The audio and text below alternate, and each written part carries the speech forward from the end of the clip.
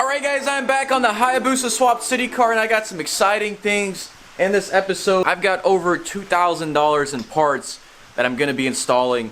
For one, this is a Spindle electronic shifter. It's going to allow me to shift with buttons. And then we got a billet clutch slave cylinder slash case saver to install.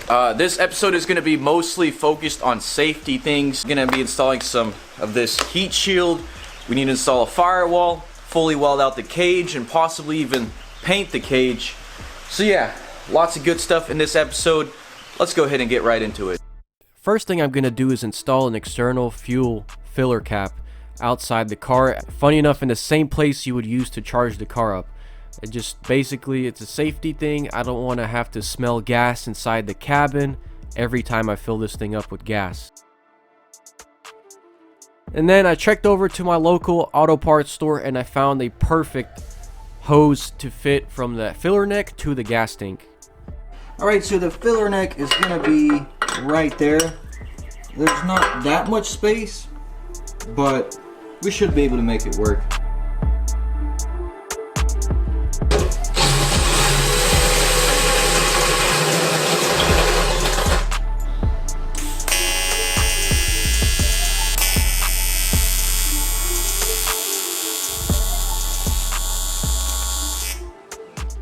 Here I'm installing a fuel sending unit, basically to tell me when the gas tank is out of gas.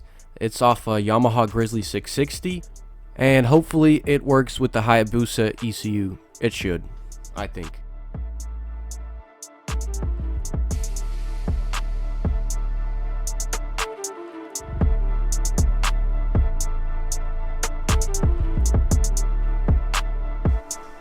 So yeah guys, we got the filler neck all done. We got it all hose clamped and welded. It looks really good. It turned out perfect. It doesn't really interfere with anything, although the harnesses will kind of be, we'll have to squeeze them in through here. But yeah, other than that, it's really good. Much better than filling it up from there. So what I'm gonna do now is pull this seat, and we're gonna add another bar up on the roll cage for our harnesses.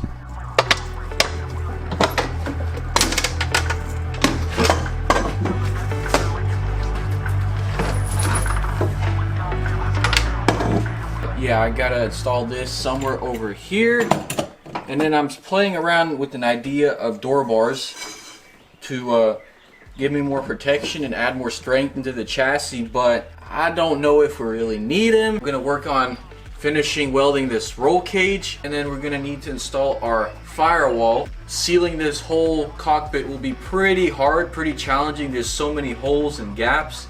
Guys, we got our work cut out for us in this episode. Got a lot of work.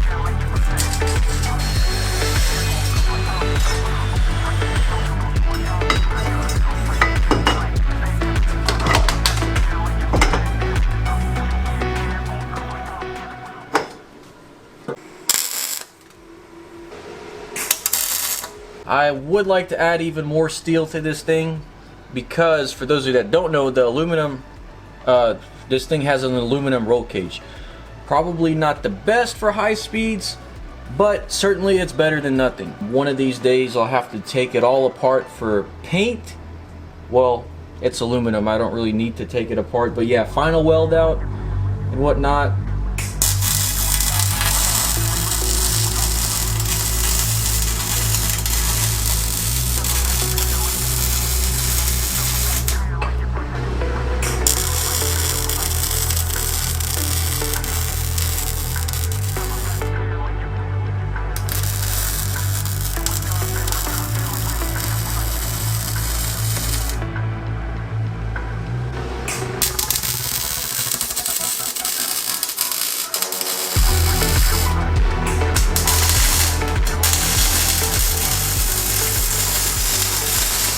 I figured now's a good time to plug my welder. By the way, I built this whole car with this one welder.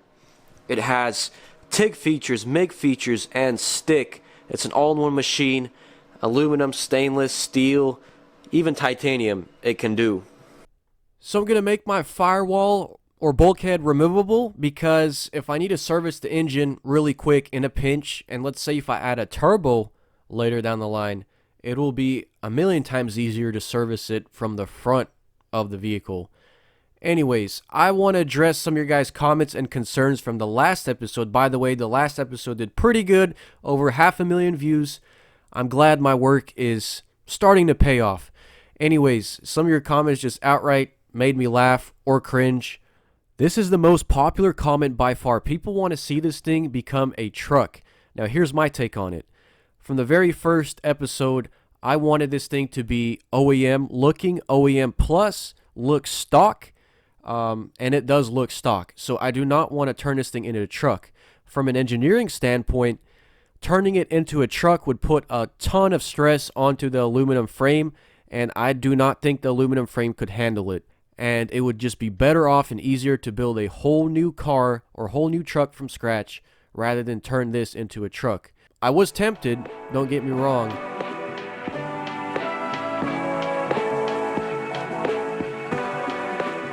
The plan is we're going to have a shelf here for a trunk space, and then we're going to cut out some panels and glue them on to fill up these gaps, and to fill up the rest of the gaps we're just going to glue those things on. And then I'm going to top everything off with some of this gold reflective tape to keep the heat from the cabin. This is also a popular request. People want to see big wings. People want to see wide body kits. People want to see this thing painted bright yellow. And yes, cosmetic mods are important. I love cosmetic mods. I just haven't done them yet. So yeah, eventually I do want to add a big wing, fix the wheel gap, and all this stuff. Also, cosmetics are really important to grab people's attention. But I want to be careful because I still don't know what this car is capable of. For all I know, it could just be a straight line monster. Alright, I'm going to use these rib nuts and mount them to the tabs. So basically it's a little nut that expands, and this is going to save us a lot of time. Unfortunately, I do not own a racetrack like some other YouTubers. I have to work with what I got. I can't control the weather, so sometimes you have to just send it. I'm a human being after all. But the slicks did good, and yes, I do care about my safety. I am gonna pay more attention to my safety next time.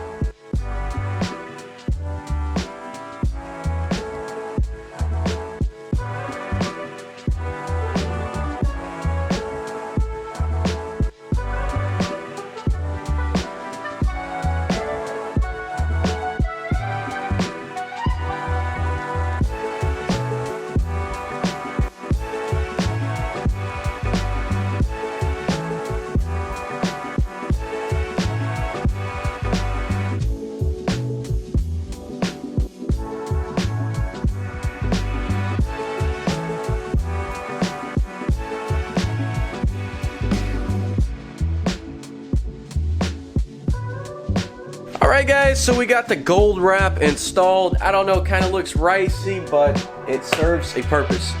Anyways, so now I'm going to work on getting the harnesses mounted.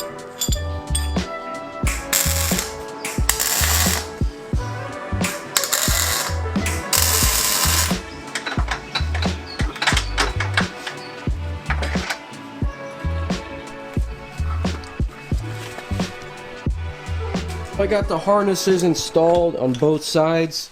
Alright guys, so it happens that there's two perfectly spaced holes for this fire extinguisher mount. Pretty sure this is where the ashtray went. It's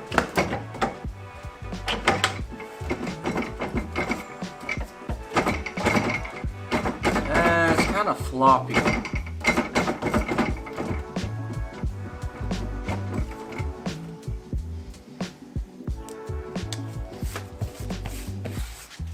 Alright guys, this might be the next level for the city car. It's going to allow me to shift with buttons on the steering wheel.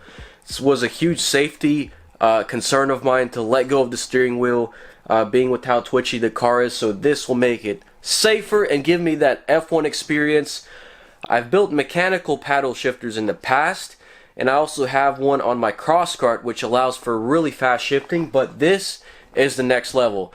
Now, performance does come at a price. I had to pay a lot for this thing, although Pingle did hook me up just a little bit. So yeah, huge shout out to Pingle. Really excited to try this out. It seems pretty straightforward. Honestly, is it going to be better than a air shifter? I don't know. We're going to have to find out. It probably weighs about the same as an air shifter. It is, you know, pretty beefy stuff, pretty heavy. So I don't know if you'd want to put this on a drag bike, but because we're running it on the car, weight doesn't really matter.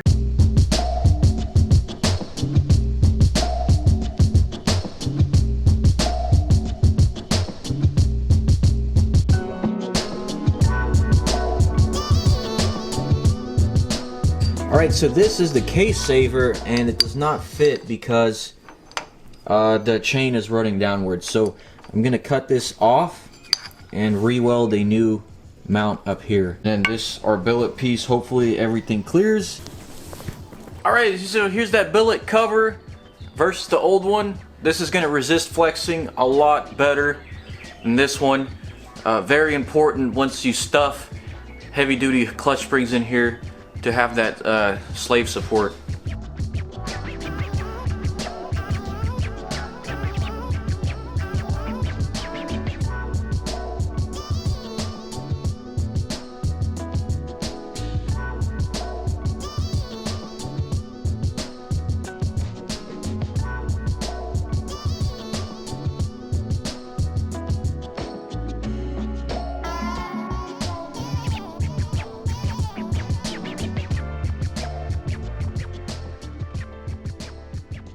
Now here I'm replacing the OEM bushings in the spindle because we switched over to Heim joints. These bushings are causing a lot of issues, so we're just gonna have to go to solid bushings. I took these to my buddy Joe, had them machined for the Heim joints, and basically they're a press fit inside the spindle.